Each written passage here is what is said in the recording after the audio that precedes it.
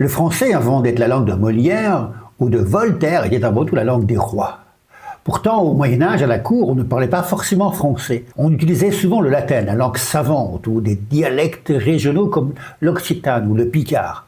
Alors que s'est-il passé? Je t'explique. Le tournant, c'est l'édit de Villers-Cotterêts en 1539. Par la volonté de François Ier, le français devient la langue officielle de l'administration judiciaire, afin qu'il n'y ait plus d'ambiguïté ni d'incertitude dans la compréhension des lois. Concrètement, fini les actes officiels en latin, place au français, compris par un plus grand nombre.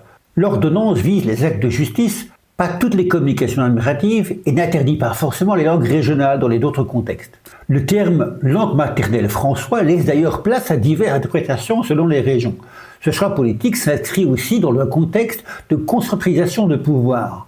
En uniformisant la langue de la justice, François Ier renforce l'autorité royale sur l'ensemble du royaume. Peu à peu, la cour, la diplomatie et la littérature se mettent au français, qui devient symbole de prestige.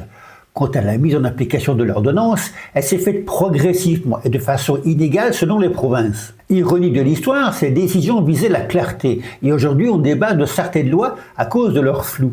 Alors le français est-il vraiment plus clair que le latin, ou est-ce juste qu'on sait mieux discuter?